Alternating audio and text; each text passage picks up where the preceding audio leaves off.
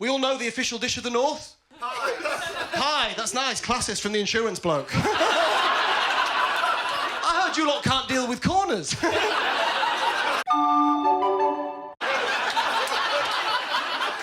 Simple shapes now.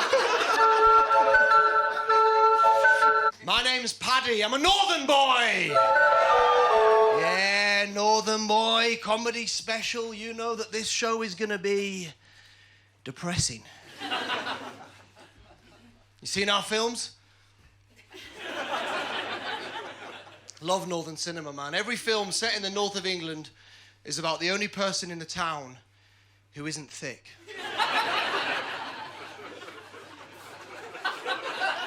Everyone else, complete moron. Dad, he's thick, isn't he? And he's livid as well. No son of mine's gonna grow up and read a book.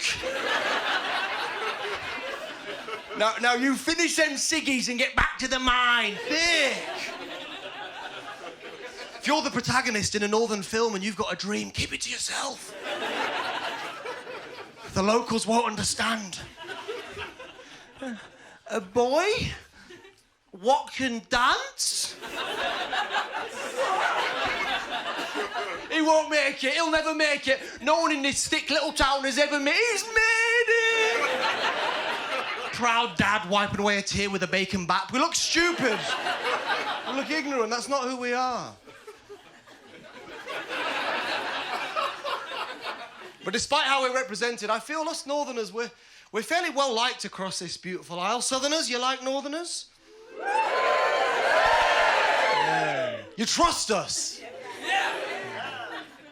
I know that you trust us. I can tell that because you put us in all of your adverts. Hey up! Don't you wish banking was simple? All them letters, all them numbers, it's tough, ain't it? For thickies like you and me, well... Come Halifax, we'll put kettle on and fill it full of gravy. Think I'm thick? Think I'm a little mortgage goblin, oh? I'll kill the lot of you. I'm sorry to tell any northerners in the crowd, though. I've let you down because, of course, I've moved to that there London. Booing like you're not in it. That's fantastic stuff. Bit of cognitive dissonance going on tonight. No, it's an incredible city. And I've built an incredible life for myself down here, I really have. That bit's not meant to be funny. Recently moved into a 2-bedroom flat. Share it with 45 strangers. Give us a cheer if you are a homeowner. Woo, yeah, nice, yeah. Put your hand up, why not? You've already won, lad. Put 2 up. His life's just a roller coaster going up. Nice one, Shagger. I'm so happy for you. Nice. You like cooking in the house that you own? Yeah, of course you do. All that space. So much space they've got to put an island in the middle of that kitchen. God forbid. They've got to swim from one length of the room to the other to get their cutlery. Now let's get a mass of land, catch our breath, see where we're at. Yeah, like listening to music when you cook, don't you, homeowners? I know that. I've seen you. Yeah. Something smug like 6 music. Tapping away on your pots and pans. Le Creuset, is it? Oh, my kettle matches my toaster. I'll kill you. I told you that already. I'm going to wear your skin. My face is going to match your face, but... Sorry, I won't kill him after the show. Well, I've never killed anyone. Just that we can't cook on our own in a house share, can we? I've never cooked alone in my entire life. God knows I try. I get in there about 2 o'clock in the morning. Find the non-stick pan with the most non-stick left on top of it. Wipe away the dust of the previous meal. As soon as I light that hob, all my housemates come out of the woodwork. All of us cooking at the same time. We look like a DJ crew. Why are we cooking at the same time? We own one spatula. The housemate's doing the pasta with a bread knife. All right, yeah. Explains what happened to all the non-stick then, doesn't it? Now I've got a non-stick bread knife, which is a shame because I want to stick it in your throat. Pour everything through the one sieve, fight over the one dinner plate. Miss out on that, you're eating out of a stolen Beavertown glass. Gotta get your Huel somehow, haven't you? Got some Huel boys in tonight? Yeah. Of course they are, look at that. Listen to that boy. He doesn't have time to chew, he's too busy talking over women.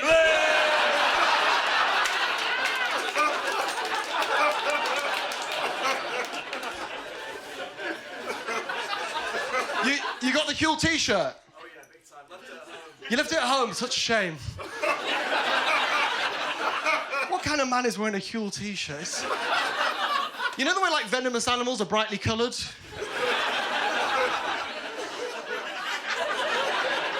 It's nature's way of telling you that man's a predator.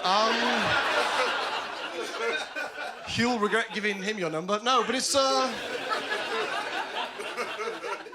you know what we do in a house share when we finish cooking? You might not remember this, homeowners. When we finish cooking, we all go to our bedrooms. And we eat alone. Like prisoners. Not regular prisoners, no. They're socialising. They're in the canteen, those boys, no. No, we are the sex offenders wing. We are household full of nonces. Eating scrambled eggs in bed. Police found a terabyte of Jamie Oliver recipes. I thought they were 18-minute meals. Yeah, there will be jokes, piggies. You just got to sniff them out. You really do. Not only do we cook at the same time, one of my housemates has started stealing my food. Terrible, isn't it? David is the man's name. Hated him the moment I met him. Describes himself as a slow burner, which is how I'd kill him, let me tell you. The reason he steals my food is because he grew up in a commune. You know, so like he was, you know, like raised, like incorrectly. Takes a village. No, it takes one or two parents, you hippie.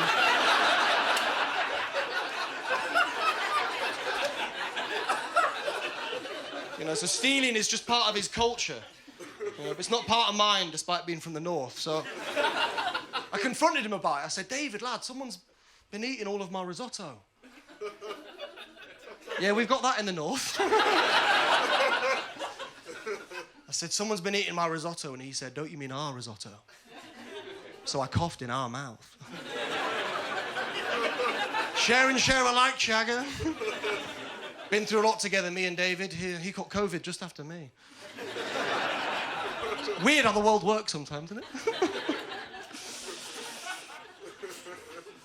Trying to enjoy the flat share, because, you know, despite the injustice, that's the worst thing, don't you think? The injustice of the property market? Yeah, I agree. Just for those at the back, this man does not have a gun to his head. Absolutely. I've never voted Tory in my entire life. What do you do for a living? I work for an insurance company. One of the good guys! I hate the injustice of it all. We found out recently our landlady owns 8 houses. I know! Isn't that terrible to think if she was a landlord, she'd own 12? How many ceilings must she own before she can break through the glass ones? Oh. Trying to get a fundraiser going for the old girl. I've raised 600 quid by leaving a bit of blue tack on the wall. It's all you can do.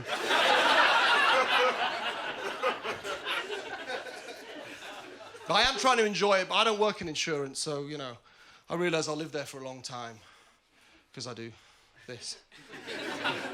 One of the most expensive cities in the world. I've done the maths. I'll probably die in that flat share. Sounds depressing, doesn't it? But it's not. I'm looking forward to them lot cleaning up after me. And they'll be bitching about it on the WhatsApp group. Excuse me, guys. I'm not sure who left the corpse in the living room. going to buy a gun, shoot myself, and put it on Splitwise. I swear to God! Why do we have WhatsApp groups with the people we live with? Do you know what I mean? Like, the house is the group. We don't need to text. Walls are so thin, every time I sneeze, I hear someone typing out "bless you" in the next room. Thin walls in our flat. So believe you me, the winters are freezing. We don't turn on the heating because we don't want each other to be happy. Luckily for me, I've got a Lenovo laptop from 2012. So... 3 tabs on Google Chrome, my neighbours are sweating. I open Zoom, the whole street's on holiday. Bloody hell! Tenerife's are calling.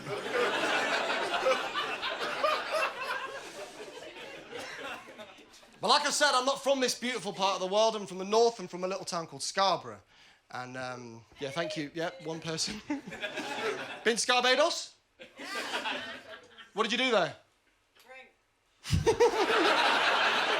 Not alcohol, we just don't have teeth up there. A Huel gal, that's nice to hear. That's nice. Well, it's nice, Scarborough. It's, how would I describe Scarborough? It's a little seaside town in the north of England. And when I grew up in Scarborough, I was always desperate to leave it. And I wanted to move on to bigger and better things. And then as soon as I left, I realised what an incredible town it is. And I was proud of it. And I always wanted to do Scarborough proud. I always thought if I ever make it in this crazy little business we call comedy. Again, not funny. If I ever make it in this town, when people think Scarborough, they'll think funny, they'll think Paddy Young. Is that arrogant? Who's to say? Scarborough, funny, Paddy Young, wow. Scarborough, funny, Paddy Young. Sounds right. Sounds like the way things were going for me until New Year's Eve last year. Every New Year's Eve, the whole town gathers down by the shore. Bands play, there's fireworks. But last year, just as the fireworks were about to go off, does anyone remember what happened? A walrus, yeah. Sorry, did I imagine that man? I wake up and I'm in my bedroom showing off. And I've got a special. Of course you do, Pat. And there's a walrus and it's a good part of the story. Thanks for chipping in, Pink Elephant at the back. It was the first time a walrus had ever been seen on the Yorkshire coast. It was incredible. So we all got a bit closer to the walrus, then the walrus got a bit closer to us, and we got a little bit closer. And then the walrus started masturbating.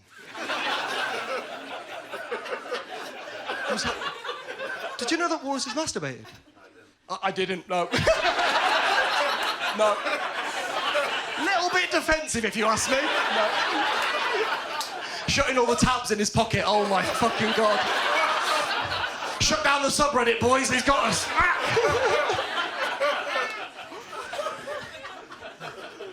Well, I didn't know that they masturbated either.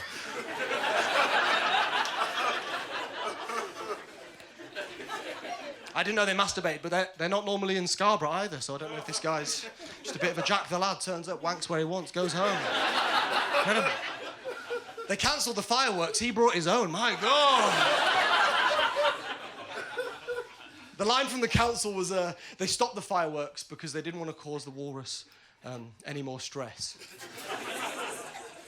Now, I'm not an expert on walruses or stress. He looked fairly relaxed to me. He looked like he was about to have the nap of his life. The whole town enjoyed it. It was great. The elderly, the kids, we all learned something. It's a great evening. But in the wake of it, this walrus has become a bit of a viral sensation. People have enjoyed the video across the world.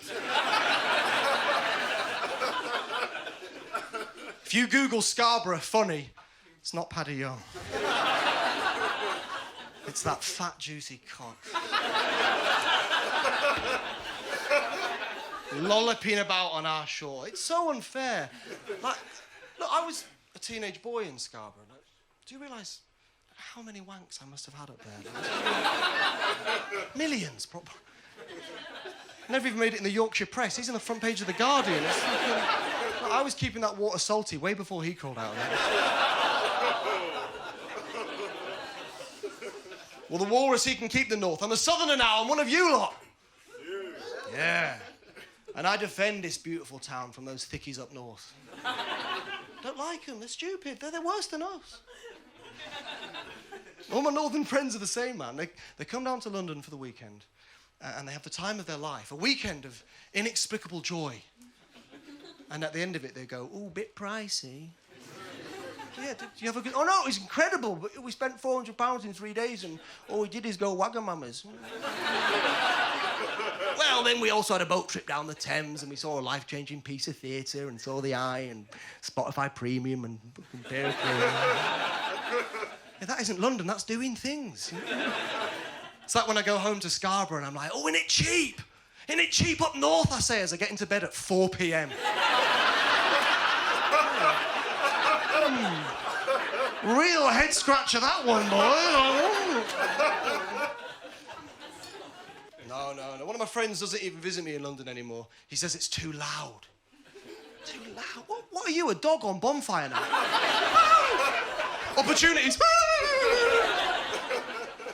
No, all northerners would rather stay up there and brag about their cuisine. We all know the official dish of the north. Hi, that's nice. Classist from the insurance bloke.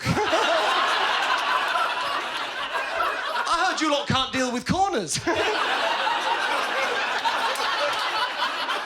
Simple shapes now. Not far, though. Of course, the official dish of the north is tap water. You want to make friends with a Yorkshireman, you ask him about his water. He will write you a poem.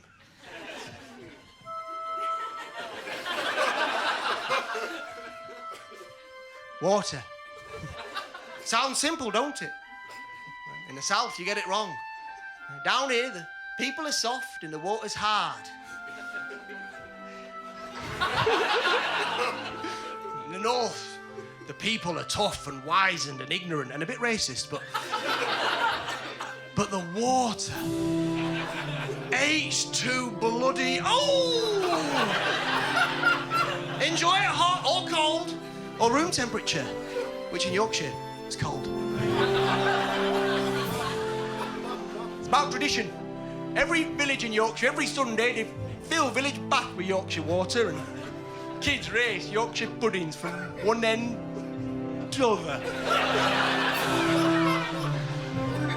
Yorkshire water, it's soft, it's smooth, it's bubbly, it's got a slightly orange tint to it. It's hoppy, served in pints, gets you pissed. That's Carling, you cretin! I've never seen a northern man drink water. They're drinking beer, they're pissed. That's why you get off the train in a northern town and it's full of old people. They're not old, they're dehydrated.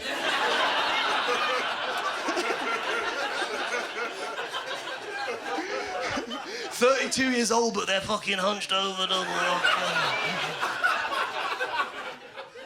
You know when people are so old, it looks like a football's about to land on them. They're like...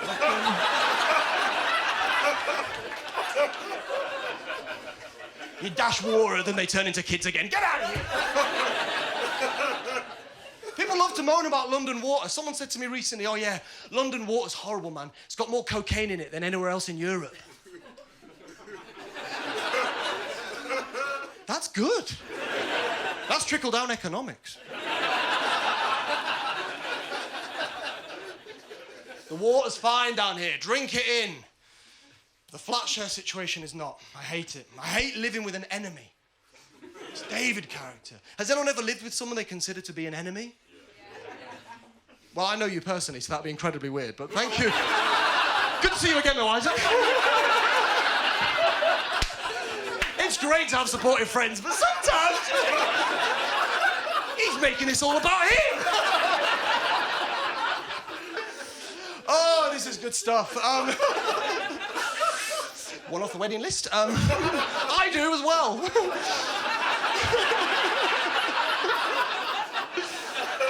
Well, I guess I'll talk about mine then. Well, I've already told you about him, haven't I? I told you about David. It's actually not the food stealing. I can tolerate that. It's his career. It's what he does for a living. I think it's despicable. Any guesses what he does for a living? Insurance, very good. This is very good. It's nice, very good. It's good. I prepared a few jokes tonight, but chip in with any of your own. That's really, this is good. This is comedy socialism we're working with. I get the ball rolling, it'll just be a self-sustaining gig. I could just go off into the distance. Well done. You're all going to be on Taskmaster one day. I can feel it, I can feel it. Really, you've got it. No, worse than that. Far worse than that. David is a juggler. Isn't that awful? It's not impressive, is it, being a professional juggler? Here's how you know. What does someone do the minute they finish juggling?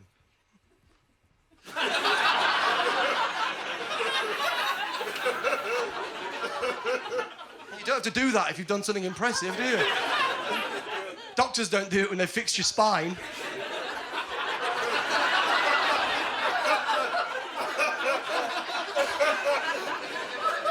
Try walking, it's good, isn't it? David, man, he's arrogant. Be arrogant for an insurance guy. But for a man who wears cargo shorts and a top hat to work, unbelievable. He always compares my shows to his, you know. I'll get home at the end of a night and he'll say, "How's the gig?" I'll say, "Yeah, it was good, you know, mostly friends, but..." Nice full gig, and he'll say, "Yeah, my gigs always pack out." Well, yeah, you do them in Covent Garden. My gigs would pack out if they were blocking the entrance to Boots. What Who's single? My beef with jugglers does not start with David. I met one a long, long time ago when I was a child, down on the shores of Scarborough, very close to where the walrus was doing his work. But this gig was not going as well. No one was putting any money in his hat. It was all going to the human statue. It's got to pinch a bit on it. You train your whole life learning your stupid little tricks, and then you realise it would be more profitable if you just stood still. Instead of internalising it and thinking, you know, this is about me and the fact that I've got the job of a medieval peasant. He turned on the crowd. He said, "For my next trick, I want a volunteer." And out of the crowd, he chose a little boy, me. Not recently, I was 6 years old.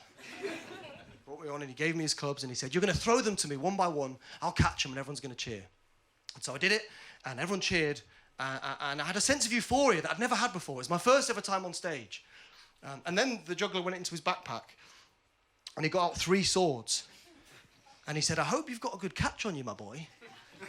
These ones are going for your head." Yeah, everyone there laughed their little heads off. And I cried. That's mean, isn't it? Do we agree that's not like I understand, like, I'm a performer, I've had difficult gigs.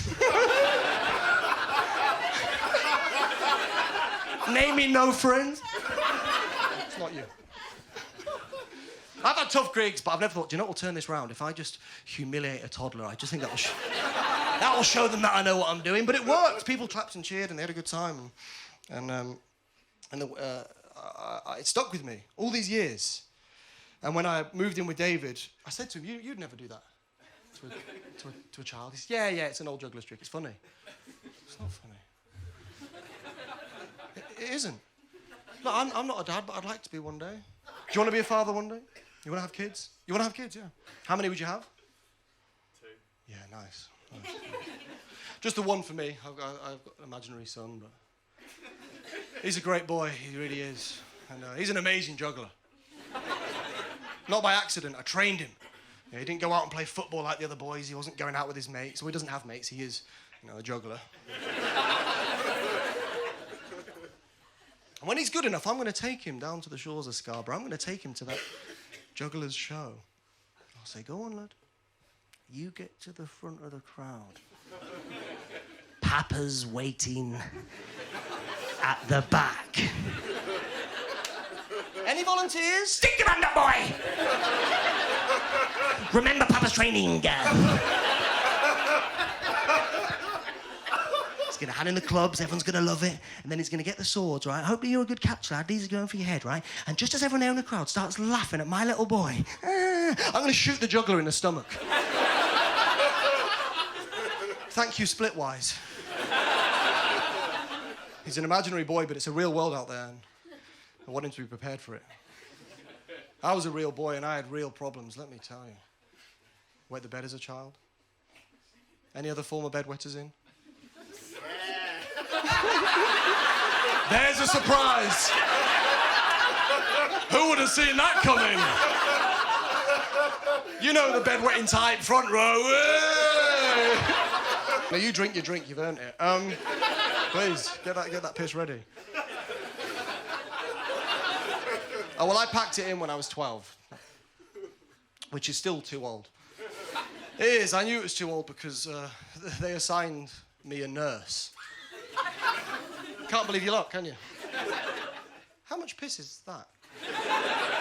The NHS is getting involved. We need to fix the boy. The nurse, she said, I'm going to cure you. And I said, with what? And she said, oh, I've got this buzzer.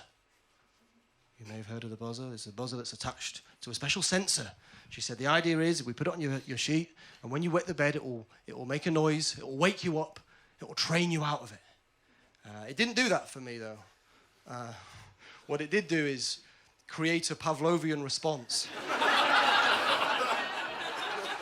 So that no matter where I was, if I heard a buzzer, I'd piss my little pants.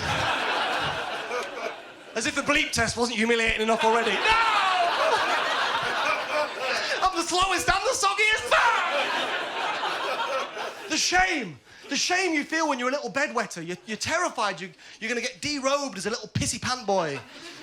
Remember once we went on a school trip and we had to stay overnight, so my mum had to tell the teacher. And the teacher was very nice about it. She said, look, we've made arrangements, but it's very subtle. No one's going to know. We get to the dorm room that evening.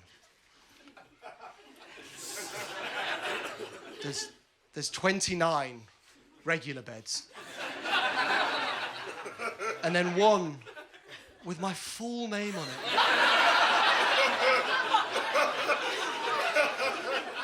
Covered in tarpaulin. Like a little morgue, like a grave. Like the teachers knew, this boy's dying tonight.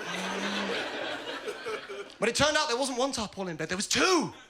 Another pissy pant boy. Marcus was his name, pathetic little creature, really was. Little measly maggot of a child. We became best friends immediately, we did. Real recognised real. We were smallest boys in the class. We used to sit on each other's shoulders with a big coat and get bullied by the year below. But when our mums found out that we had become friends with other bedwetters, they were over the moon. I don't know what they thought, actually. To this day, I don't know if they thought we were going to, build a little bedwetters network, exchange buzzer tips. But it didn't work out that way. Instead, I think what happened is, we were too comfortable with one another. You know, so when we'd have sleepovers, we'd fall into bad habits. We were like a couple of old alcoholics. Okay. There we'd be at midnight sharing 2 litres of Fanta.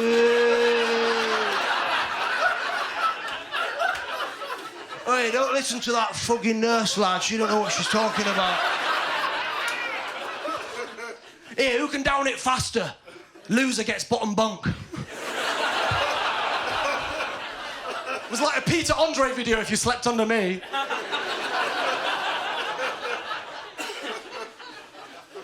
But I realised, being a bedwetter, you can turn any weakness into a weapon. You got a pissy pant boy staying in your house, you be kind to him. I was ready to strike. I was like a little skunk. I remember Marcus's parents once humiliated me because I wouldn't finish my broccoli. They'd undercooked it. They said, that doesn't matter. You're in our house. You eat our food. So I ate it, and then I went to bed in their house, humiliated and full. And I woke up in the morning dry.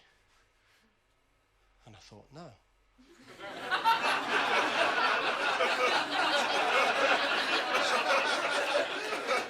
No, Mr. and Mrs. Mitchell. I'm shitting myself. Look at that broccoli again! But then I got a bit older and I started to see Marcus's parents who they were. I realised they were kind of cool. And my parents were very nice people, you know, but they weren't cool. So when we were teenagers, we'd always go to Marcus's house. Like they were the kind of parents that when they'd have a bottle of wine, they would let us have a little glass of it. Cool? Okay, not convinced. How about this? Friday night, they'd smoke weed. They would let us have a few tokes. Yeah. Then Saturday morning, they'd be shagging, they'd let us join in.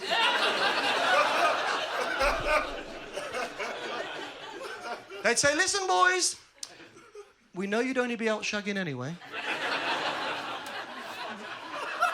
You might as well be doing it under our roof.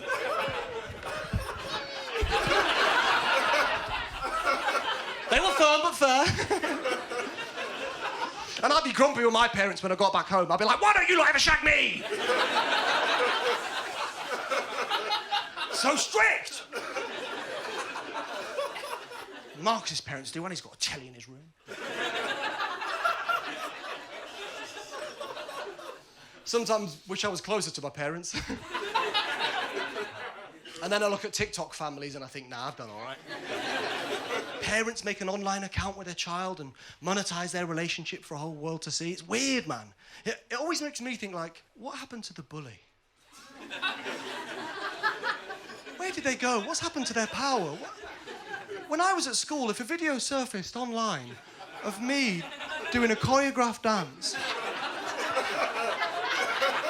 next to my mum and my dad, I'd have been wedgied to death. They'd have killed me. It would have been like an ISIS beheading video, but my head down the toilet. Teachers would have filmed it. Look, I'm anti-bully, but I think we've got to bring a few of them back. Like a rewilding initiative.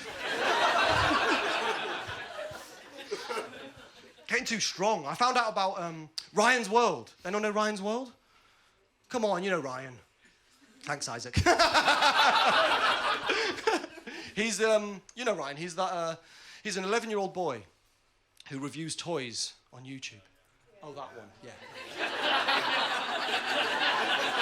Come on, it's Ryan's world, we're just living in it. That doesn't mean anything.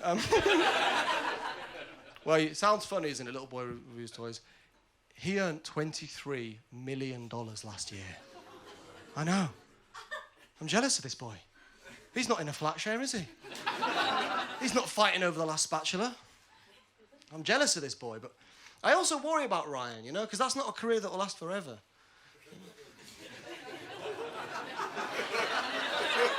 You can't review toys as a grown-up, you look like a creep. People will stop watching, his family will disown him, and then his final video will be unboxing a toaster in the bath.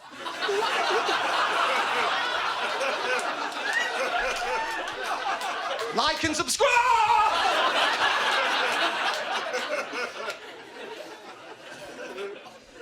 No, the only bully I want near my child is the XL bully.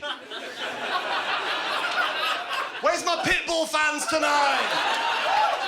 All it is it's bad branding. I think if you don't want your breed to be banned, you know, don't name it after bullying. And then make it extra large. Makes me sad to think about these innocent pit bulls being put down, but I like to imagine that when they get to the gates of heaven, there's 72 toddlers.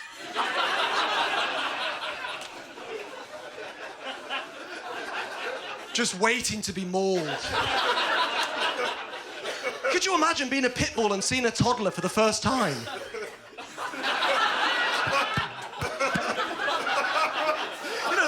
They've been bred to attack something, but they don't know what it looks like. And then a gorgeous little tot covered in gravy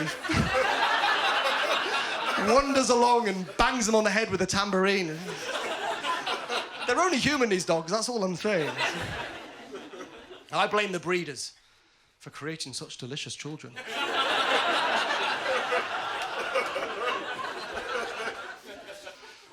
I obviously wish I didn't spend all this time online looking at TikTok families and pitbull debates. I wish I had like some real proper adult, you know. I was thinking, imagine if you read a book. You ever see someone on the tube do that? You're like, fuck do you think you are?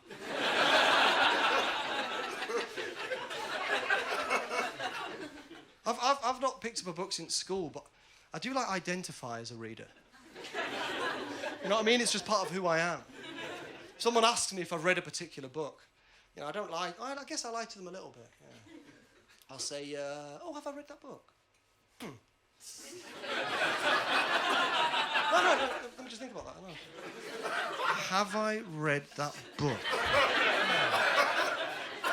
That's exactly the kind of book I would have read. No, I'll make a note of it, absolutely, yeah. And how giant was this peach? I want to read novels. I'm trying to read novels because I realise a lot of men get to a certain age in their life and they stop reading novels and they become interested only in historical non-fiction. Yeah, go and look at your dad's bedside table. In Stalingrad, D-Day, Waterloo. He's not going to sleep, he's going to war! What the fuck is this man preparing for? He is 68 years old, he works in IT, his life is good. But every night, prepare for Paddy by Jim jabs on! That's why middle-aged men snore the way they do, it's an air raid siren.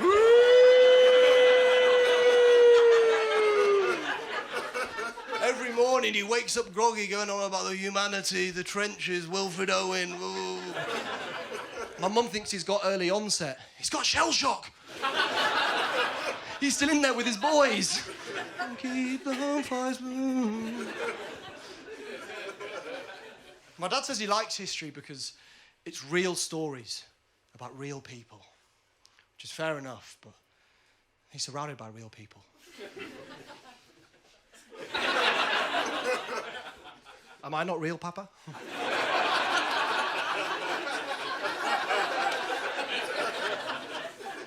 Do I not have stories, Papa? Must I die in the Battle of the Somme before you read my messages? I'm waiting for FaceTime to bring out a Churchill filter so he'll make eye contact with me. Churchill fans, are we in tonight? Come on, where's the Winston heads? Oh, more of a Hitler crowd, okay. I understand. I should say this guy's been Nazi saluting the whole way through the show. That's really not good. Don't know how he got away with that. Really subtle, he's been going like this. Now I'm a Liberal Democrat. Look under the table. Really not. It's got a swastika. It's the other way around, like the Hindu one. You know, he looks at it in the mirror at home like that.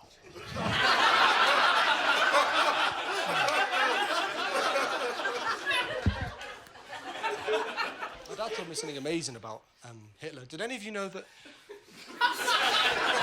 Did any of you know he was addicted to cocaine and methamphetamine? Yeah, of course you do. Big fans. That blew my mind. It definitely brings like a new perspective to the war. You know, like, because like I've had difficult hangovers in my time. Imagine losing a world war on a come down. He just strolls downstairs. All right, boys. What was we doing last night? We invaded... Oh, fuck. Oh, my God. Oh, Jesus. No, right. Goebbels, shut the curtains right now.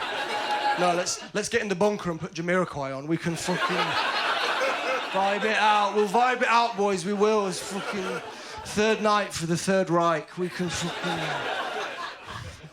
He starts getting all insecure. He's going, oi, am I a bad guy?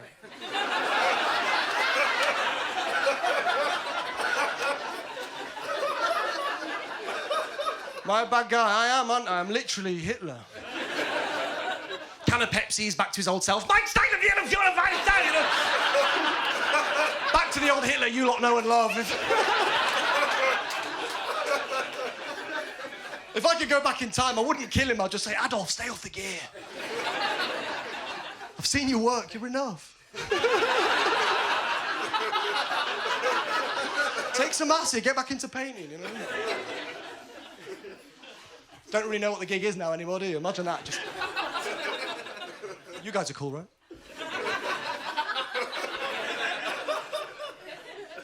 He was a vegetarian.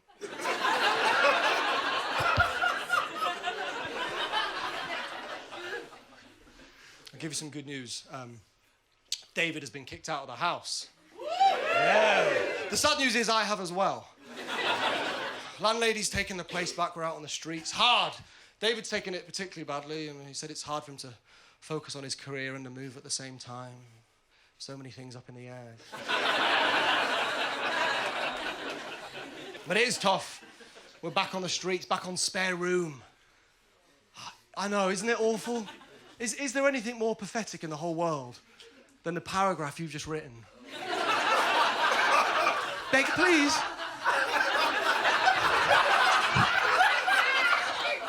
Please, may I join you?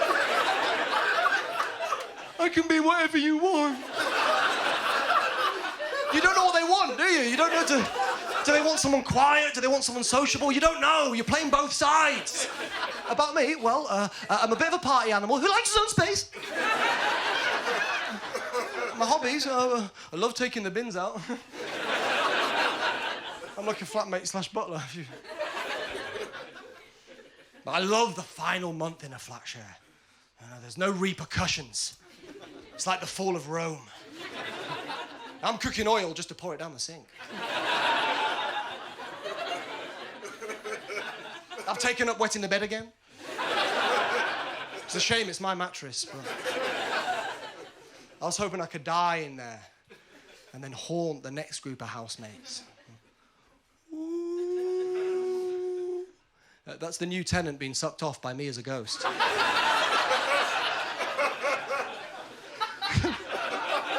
Yeah, it really feels like the mouth on that painting follows you around the room. Casper the very friendly ghost. No, but it's really serious losing a place. It is. I'm going to talk about loss with you for a little while. Because losing someone is always hard, but do you know when it's the hardest? When it's your fault. Okay, so music has always been a big part of my life. Festivals, parties, Shazam.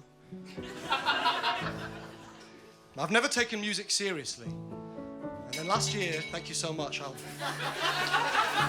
probably have to do that bit again, I reckon. And there's a track playing, so I reckon let's start that bit again. Thank you. No, we won't go for a piss. Not until he's doing a really important bit that's quiet. That's really... Okay, good. You ever seen someone have a meltdown before? Right.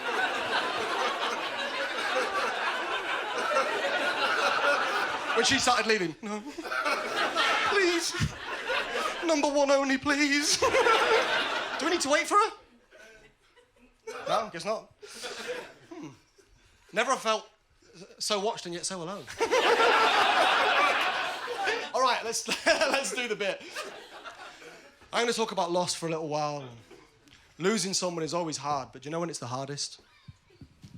When it's your fault.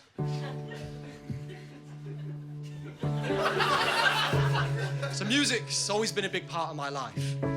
Festivals, parties, Shazam.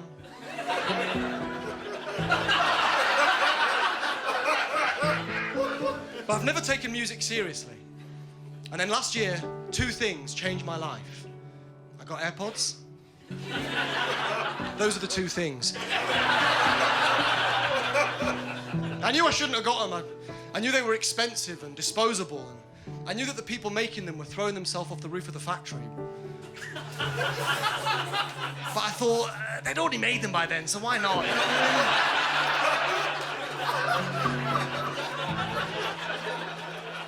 I got them for myself, but my God, these AirPods, they brought me closer to other people. All of a sudden, I'm not doing the dishes on my own because I'm listening to his right-wing podcast.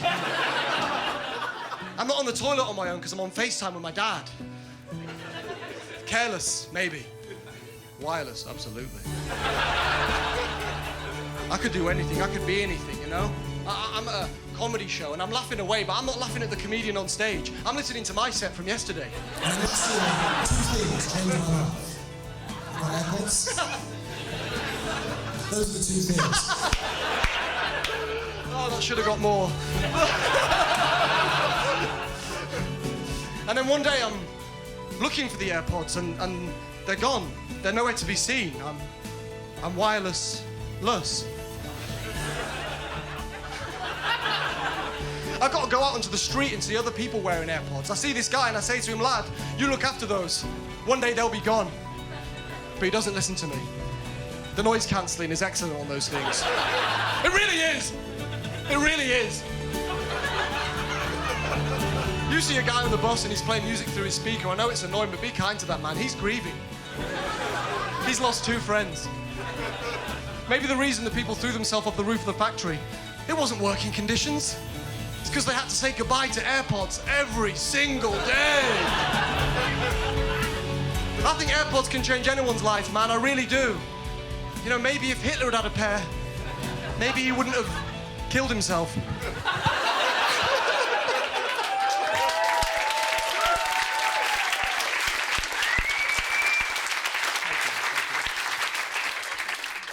I thought I had a lead on a new place to live in the wake of me being kicked out, because I've got some rich friends who live in London. It's always odd, isn't it, when you've got friends who are a little bit wealthier than you? You know, I enjoy hanging out with them, but I always feel like I'm a couple of pints away from going, can I have a bit of it?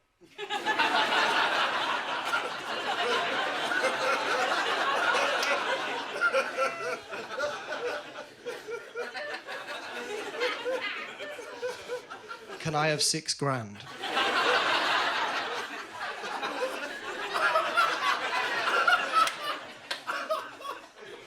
Or at least let me move in with you. They bought a house because they're rich. That's what rich people do, you know. I can't begrudge my friend. He didn't grow up wealthy. He, you know, moved to London, worked really hard, got himself a rich girlfriend. Shag your way to the top, lad. I thought they were going to invite me to move in with them because I'm entitled. Instead, they invited me to their housewarming party. Thank you. They know that I'm about to be out in the cold, but I've got to go and warm their new place up. And I went there, and it was a beautiful house. It was a lovely house. Have you ever been in a house that's so nice, you start regretting your grandparents' career decisions? Grandad, what are you thinking? Mining, are you thick? Bitcoin mining, maybe, but coal, nah. And I said, you know, the girl who bought the place, I said, you know, you've got a big house. But what I love about, like, young, wealthy people is it's never about the money, is it? Everything they've got is just, like, part of their personality. So when I said to her, you've got a big house, she said, yeah, well, the thing about me is I really value space. Isn't that incredible? No, the thing about you is your ancestors valued the slave trade. That's why you've got 4 bedrooms and 2 surnames. I don't know what came over me that evening, but I stole a lot from those people. I had to. Walking out the back door, pockets brimming with cutlery. Sorry, guys, you value space. I'm just giving you a little bit more. But she could see I was looking down when she was, giving me the house tour. She started putting everything down for me to make me feel better. So she said, the living room is actually quite cramped. And I was like, oh, yeah. No, it is actually, now that I look at it, yeah, it's quite, yeah. Yeah, but you do own a living room. You know, we don't have that in a flat share, do we? There's a communal space, but you don't go in there. It's what my dad would call a no man's land. Instead of barbed wire, there's clothes horses blocking every exit. We've never had a working telly, but there's 12 bikes slumped up against the wall. Do you know how freaked out my housemates would be if they came home and I was just sat in that room, living? How was your day, officer? Wherever I move in next, I'm going to have to do that. Pretend to be mates with these people. They're not flatmates. They're not your mates. They're strangers. The first few months living in a flat share is mainly spent stood in each other's bedroom doorways with your arms crossed, just having incredibly long conversations out of politeness. What the fuck are we doing? What is this? I've met this man a handful of times. We stood at the foot of his bed in our pajamas, talking about food banks for 45 minutes. What is this? My grandparents are my age. They had 4 kids, and I've got had fabric conditioner underneath my bed. It's... The one thing I know that I'm not going to do, which I did during COVID, is move back home with my parents. It's a special kind of depression, isn't it, when you've just finished masturbating in your childhood bed. All your toys on the shelf just looking at you. He used to play with us. Come on, it's not like my parents were going to shag me. No, we did a bit. It was a pandemic. It was a weird time. It really... Don't worry, we wore masks. Mine was of a pig. No, get him off!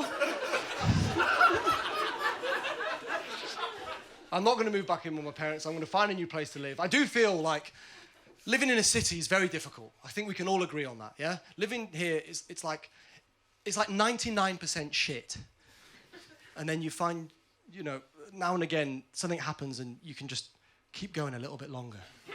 And it makes it all worth it. You know what I mean? Like, it's mostly horrible. And then you find yourself in the same shoe shop as Dermot O'Leary.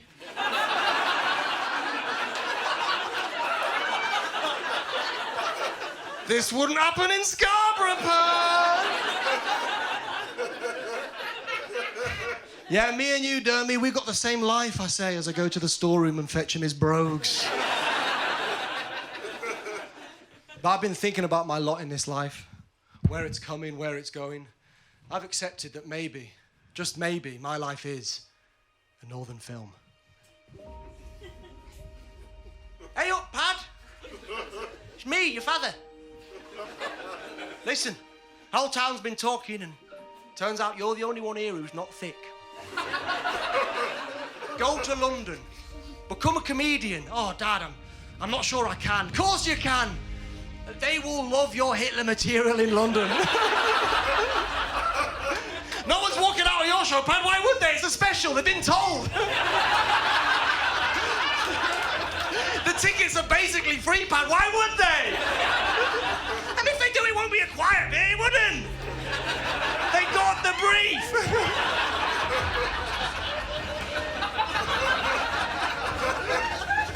All right, Dad, I believe you. This is going to be a great night. I'm going to get on with my career. Mike Stein to be in oh my God! They hated it, and she's leaving, except him, who absolutely adored the whole thing. I'm not cut out for this industry. I'm not cut out for London. I'm going to move back north. No, Pat. You can't move back in. Me and your mother, we love you, but your bed sheets, they can't take any more piss or jizz. Look, I've got something to help you with your career. Oh, Dad, not another history book. Oh, no, son. I'm done with history. I'm talking about the future.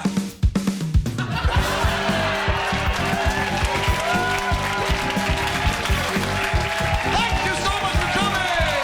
I'm Paddy. Look at the size of his cake.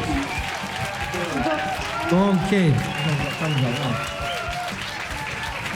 Put Corey on it.